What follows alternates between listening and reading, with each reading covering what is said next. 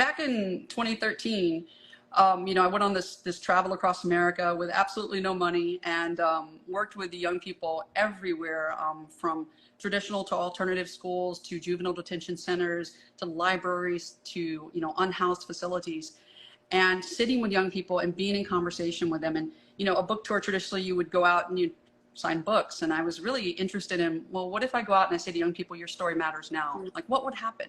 And in doing that, having that experience with them and realizing the power of that, and we filmed it in a very low budget film called At Risk Summer. And then the next step was to show that, go back and show it to all those young people who were part of it. I mean, we didn't have a big crew. We literally said, okay, you're the camera person, you're the microphone person today. Here's how this works. If you shake it, it looks like this old film called The Blair Witch Project. You don't want to do that. But giving them the autonomy and the ownership of that moment, and giving them credit in the film, of course, and then saying, okay, now I'm going to take it back to these communities. And some of these communities, these kids, they were thought of as the worst kinds of kids. These are you go to the school, these kids are going to shank you, right? They're gonna beat you up if you go in there and talk to them about story. Some of those programs were the single best communities I've been in to this day. And the level of pride that they had when I came and we showed the film, I'll never forget. There was this wonderful school called Fairview in Chico, California. And we pulled up, remember, this is the community, this is the one where you're going to get shamed. All these bad things are going to happen to you. We pulled up to show the film, and you had kids out there who were saying, oh, are you here to see the movie? We're going to have you park. I mean, you were like, what? They were out there directing traffic. The auditorium was packed from the front to the back. Parents, superintendents, and all these people came.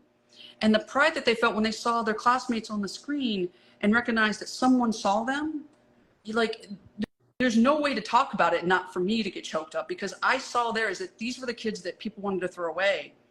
And I said, no, they have so much more to say. And that's, I think, the power of it for me. And whether it's kids who are an alternative or kids who are in prep school, everywhere you go, kids want to be heard.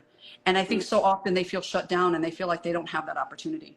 And we need more of that. We need more of that opportunity to listen to young people and to let them share the things that they love, the things that they dislike, the things that make them mad, the things that make them passionate, because that's how we're going to move towards, I always say that when you activate imagination, you activate innovation.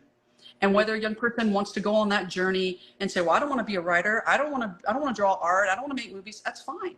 What do you want to do? Well, I want to build rockets. Great. How did we imagine rockets, right? We had to think of something to create it, right? And anytime you're catalyzing that, imagination, you are moving towards innovation. And that's how I look at literacy. That's how I look at story. And and it doesn't matter to me where you are, you get to determine where you're going.